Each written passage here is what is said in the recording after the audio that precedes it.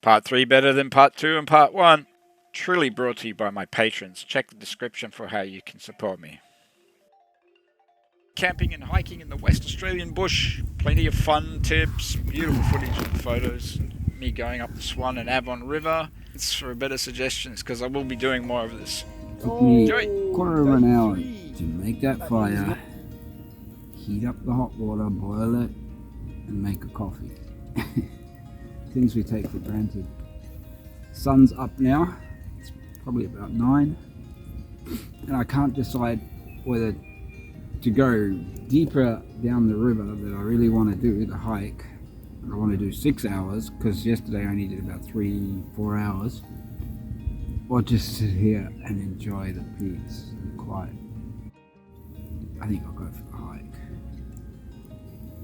If I don't go for the hike, I'll regret it later. But I'm so tired. Even though I slept, the hike really took it out of me yesterday. Like I can feel every muscle and muscles I don't normally use aching. Just goes to show, and it proves that doing basic exercises and yoga isn't enough. You need to do more exercises. You need to exercise every muscle in your body. It's no good just doing pull-ups, sit-ups, bicep curls, tricep curls, push-ups, crunches, and walking every day. Everyone should walk every day. We're not designed to be sitting all day long. We're designed to be walking all day long. And lots of people get problems in their shoulders that get solved by simply hanging, because we're not that far out from when we used to be in the trees. People have spine problems and shoulder problems because we're still fairly new on the evolutionary scale of walking upright. God, it's beautiful out here. Anyway, my battery's flat, and there's no survival stuff. I forgot. I kind of promised to show survival stuff, didn't I? You just got to remember the rule of 3s. 3 days without water. 3 weeks without food. People freak out about food in a survival situation. Let's say you get lost hiking. Oh no, what am I going to do for food? When they should be thinking, well, in that case, you should be thinking about shelter, because it's only 3 minutes if you're freezing cold, or 3 hours if it's not freezing cold. And you've fallen in a river or something, you've got 30 minutes to get that wet stuff off and to try and get warm, at least get dry. Point is, rule of 3s, it's water. You need to get water, or in 3 days you'll be dead. Food, you can go as much as 3 weeks or more. And shelter, depending on where you are, if it's cold, that's going to be a real primary concern. And people often try to find their way out. Like, let's say their car breaks down, just stay with your car, they say. It depends, you know. Stay where people know you are, and then try and, you know, make communications, make a signal, a fire, radio, phone, whistle. Like, if you go hiking, camping, whatnot, any situation where you could get stranded, even if you're doing a long car trip and you break down in the middle of nowhere, you should always have those kinds of things that you wouldn't think of, like a whistle, like a couple of space blankets, because you can make great shelters out of them. And so one to keep warm and one to use as a shelter, like, you know, like a rope or a branch, and then you put an A shape over it. Always have something to make fire with. Always have metal containers that you can boil stuff with. Always have a knife. Always have, yeah, basics.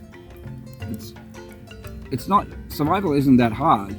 I mean, they found a bunch of school kids in the South American jungle that had been surviving for 40 days. But it gets exponentially harder when you don't have basics with you. So have a first aid kit with you, have a survival kit with you. And you don't need to buy an expensive survival kit. I made a survival kit. I've made many. I've got like different size survival kits. And let me show you it. This is the biggest one I've made. I've got one that's like, was a vitamin little vitamin bottle, and all I put in there was things to make fire and like fishing line and a blade, a knife, like a little Swiss Army knife. But this, which is on my belt, I don't know what was originally in here. Probably a camera or something. And in here I've got 2 space blankets. 2 of them, like I said, one can be like an A-frame, and the other one I can wrap around me. I've got paper and a pen or pencil, so I can leave notes as to which direction I've gone if someone's looking for me. A Bic lighter. Bic is one of the most reliable ones, but the best thing is a flint. If you take a flint with you, it doesn't matter if you've dropped it in the water or if you've gone in the water and everything you've got is wet, you'll still be able to make fire. But you've got to practice. This one hasn't been used, so I've got to get the oxidation off it. You've got to practice. See that if you don't know how to make the sparks and how to throw them in the direction of tinder, you might have a hard time. Speaking of tinder, that steel wool, not the coarse stuff, the really fine steel wool. And in this case, I just brought lots of lint. Lint goes up really quickly. If you don't have tinder, parts of your clothing, you'll probably find lint in your belly button if you're a guy. A Swiss Army knife. And this is already like probably more than you need. But the most important thing is to think of food, water, shelter. So I've got a plastic bag in here for catching dew. I've got like paracord, wax, steri wipes, first band-aids, a bandage. This one doesn't seem to have fishing line in it. I thought I had fishing line and some hooks. But yeah, that's not important. The important thing is being able to get water, being able to get dry, Panadol, which is paracetamol. And then I've got another one that's like the size of a little, like a little cigarette or cigar case. Just the basics for starting a fire, and a blade, and yeah, probably that's it. Just a blade and some matches that have been waterproof. You can waterproof matches just by dipping them in dipping the heads in wax, or dipping the whole thing in wax. That way, if it gets wet, you can still light it. There you go, survival stuff. 2 pro tips. The first one is insects. Remember I was saying food isn't important and you can go for 3 weeks without food? That doesn't mean you shouldn't try to get calories into you. Now, after 7 days, for example, you're going to start getting weak. You're going to be demotivated. You start feeling pretty miserable when you're that hungry. So, insects, don't waste unless you're in an area where it's extremely easy to catch rabbits for some reason, or unless catching animals is really easy, you want to be eating insects. Insects are the most plentiful creature on the planet, and you can eat almost all insects. Just don't eat anything that has more than 6 legs. It's simple as that. There might eat bugs, but don't eat cockroaches if you're allergic to shellfish. Bright coloured and stinks. Imagine like a bright red beetle that gives off a foul odour the moment you try to catch it. Don't eat that. But other than that, flies, ants, grubs, pick up stones, look what's under there. Don't eat millipedes either, obviously. But yeah, anything you find under a rock,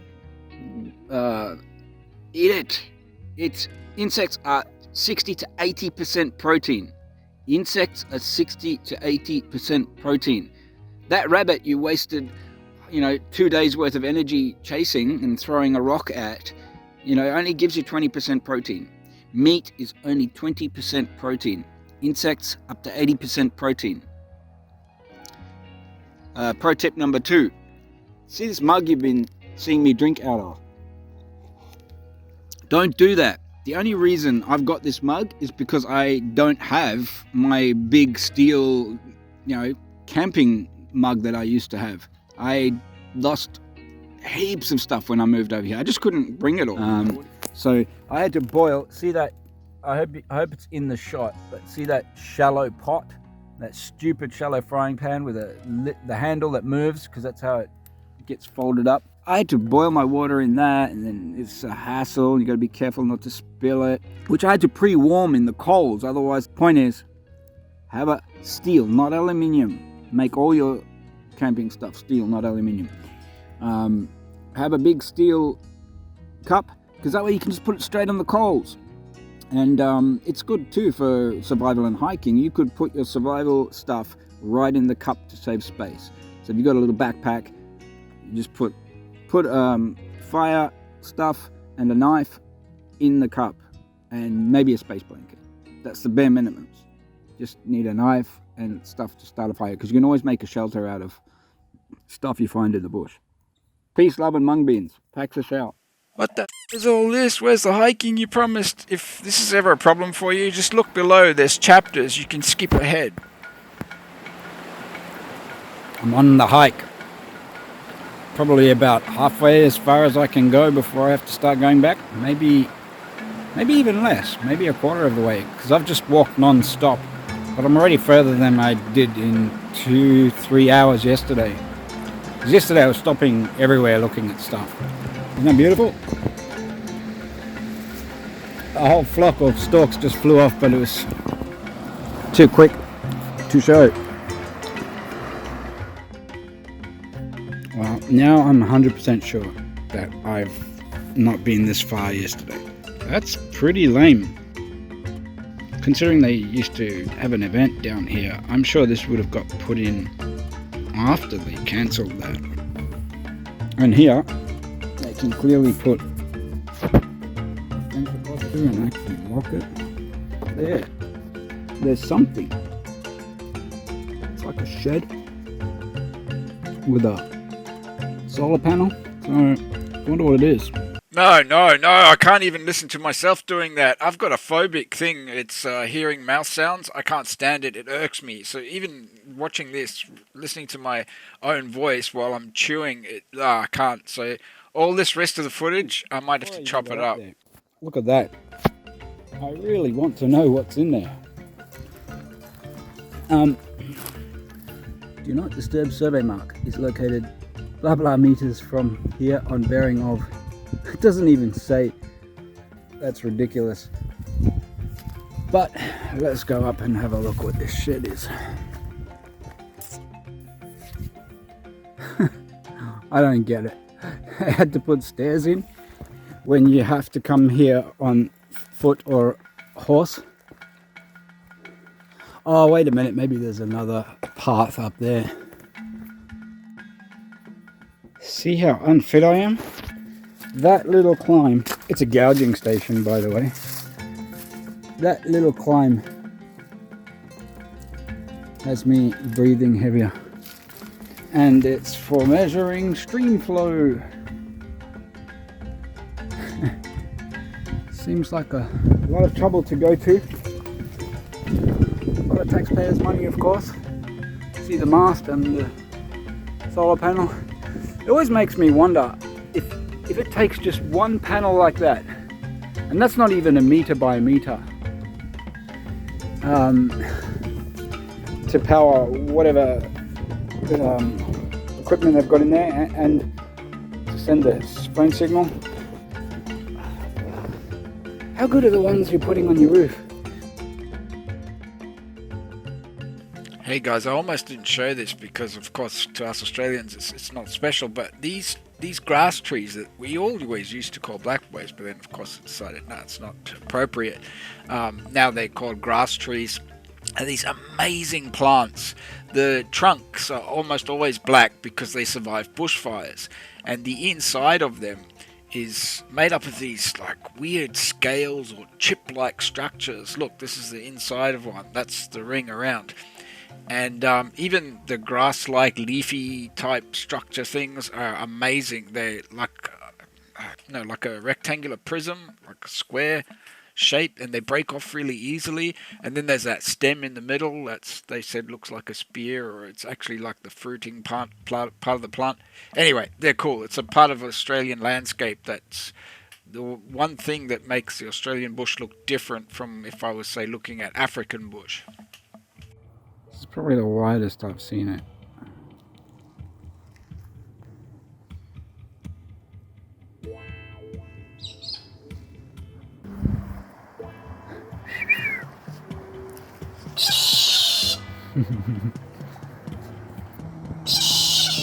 They're screaming at me.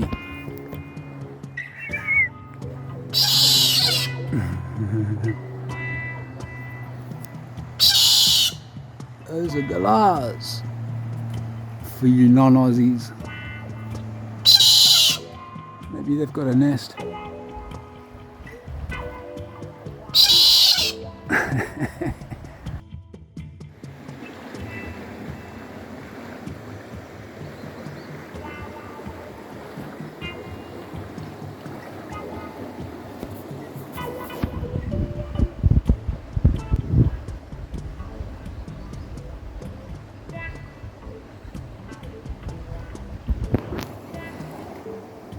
Can learn a lot from watching a river. I totally get some wise old fisherman or some dude who just sits by the side of a river in one of those old stories or fables, says that they can learn everything from the river. Even just the currents can see what obstructions make the river flow in what way, and which kind of plants can grow with the current, against the current, how there's tides. And look at the frothy bits. You can see there's some bits where the water is moving against the stream. You see little eddies, you see spirals. All the stones, how they've been smoothed. Some of them are just so polished. This is not a good area, but some of the areas, the rocks are so smooth, it's crazy. Like this one here. Look at that. And all the animals, you sat somewhere tucked away still for hours and hours and hours. You'd see insects, birds, even wallabies in Australia, but wherever you are, you'd eventually see all the animals coming down for a drink.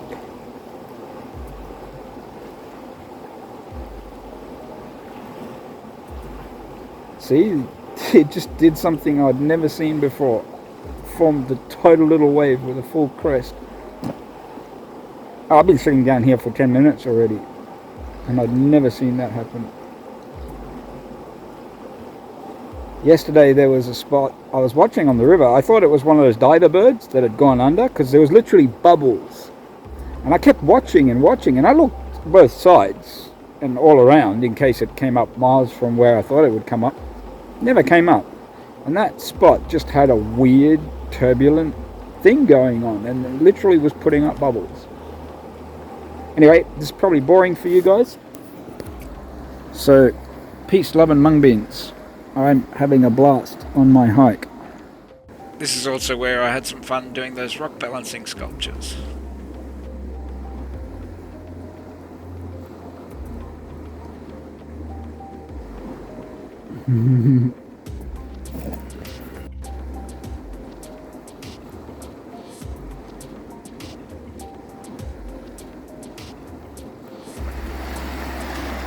That's where I came from. Remember I said that's the widest I'd seen it? Look at this. Whoa. It's so big that it's almost still looking. Can you imagine some old fish or parent fish with the kids hanging out near the edge here, going, don't get so close to the edge, you'll get sucked downstream.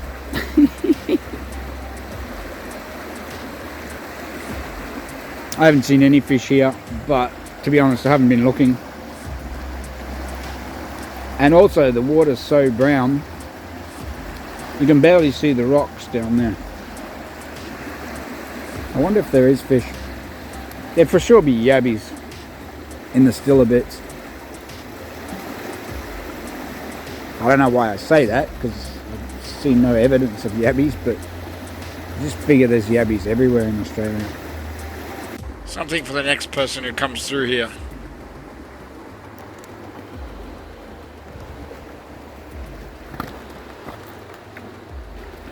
They're all too similar in colour.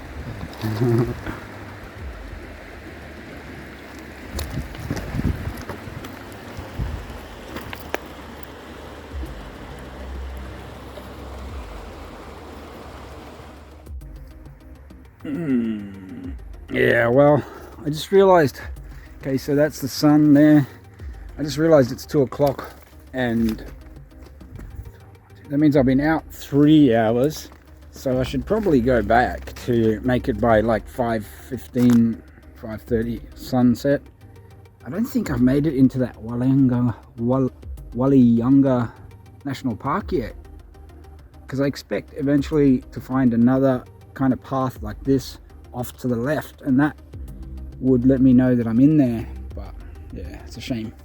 I wanted to see what would happen if I just kept going and going and going, because eventually it goes away from the railway track. Next time I've got to stop. Like, I stopped at the river for at least half an hour, maybe more, where the stones are. Then again, this is the widest section I've seen, and on the map the widest section is already in the national park, so maybe I'm in close to where roads branch off, or paths branch off. Anyway, going back. I'm tired anyway, so it's good. Probably don't need to see any more of me if this is the end. Peace, love, and mung beans. Paxus out. I thought of another tip that's not just for survival, but for hiking too. Ooh, did I just disturb a snake? Nope, it's too cold for snakes. What the hell? It happened again. I think it's my own stick. Anyway, for any bush, being in the bush, especially if you're in an area like this where there's clearly been a fire, I don't know, maybe a year or two ago, there's a lot of dead trees. And see this, where see, I'm about to walk under this. It's got to have been a time where someone got hit by a falling branch. I mean, you don't have to be in the bush for 10 minutes to realize that trees, whole trees, are falling over all the time. And definitely branches are falling out of especially dead trees. But I've crossed people on this path. None of them are looking up. I'm not saying walk around like this. That would be just as stupid. Or that'd be even more stupid. You're less likely to get hit by a fallen branch than you are of tripping on some rock or something. Nah, I put that there. Yeah, so just check the tree out before you pass under it. Oh yeah, that one's alive. I can keep looking down. Oh yeah, that one's dead. I'm going to be wary of it. God, I ramble on for long. Nah, you don't have to look at my ugly mug again. How's this for the epitome of perseverance? For those of you who are ignorant about nature, that was clearly a pretty big tree once. And then anyone would think that tree was dead, completely dead. But then, look what's happened. Out of the side of it, sprouted some branches. It would have been little twigs. And then it grew and grew and grew and grew. And then its huge root system just pumped out a whole new little tree. How insane is that? I mean, look how much of it, like, I'm talking about the core of the tree is burned away. I wouldn't have thought once the core is burned away that it would survive. But yeah, a lot of trees in Australia are like that. Oh, look, exactly the same thing again. It's completely cored out. You can see the fire's drilled right up the middle of it. And it's growing again. Eucalyptus trees. Yeah, no wonder. Yeah.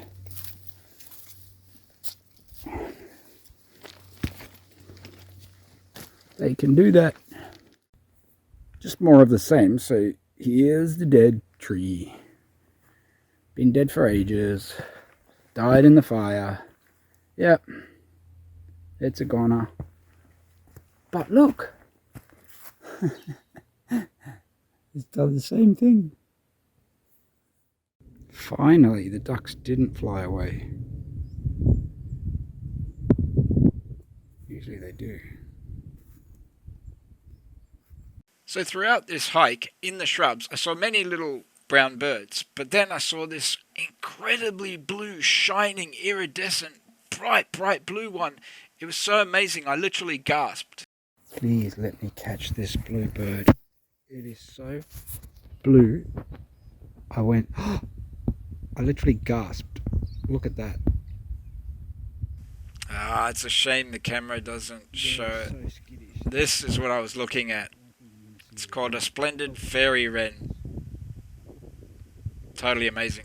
That's the male, of course. Let me get close to you, please. But sneaking is probably going to freak it out even more. I'm just looking. Where the hell is it? There. Look at that. I'm going to zoom out just in case it's better resolution out here, and then I can zoom in Premiere.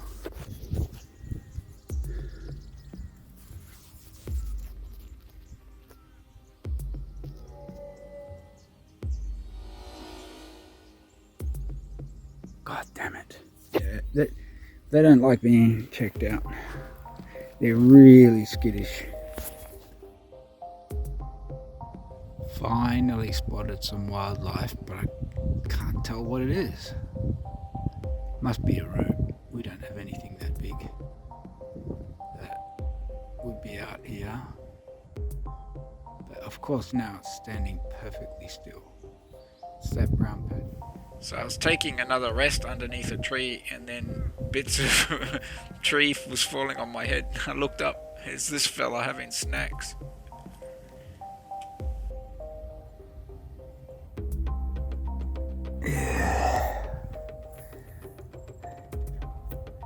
If the storks weren't so, or cranes or whatever they are, egrets, blah blah blah, all those birds weren't so skittish, I'd be watching them too on that little island of rocks.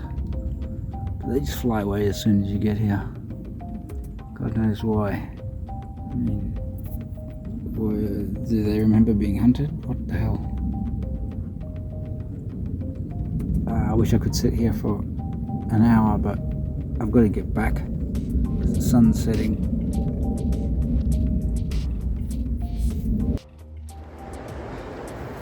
Hike is done, and this is the hiking stick I've been using for 3 days, and now it's going to be someone else's.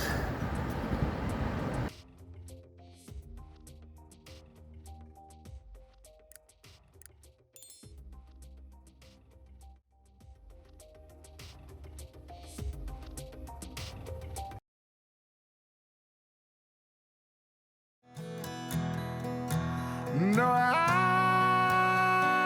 don't want to fall in love with you.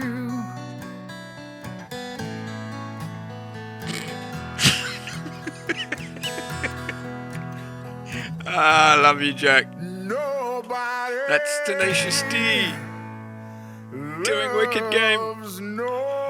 I'm allowed to talk over it, so you go and visit his YouTube. Or their YouTube, I should say.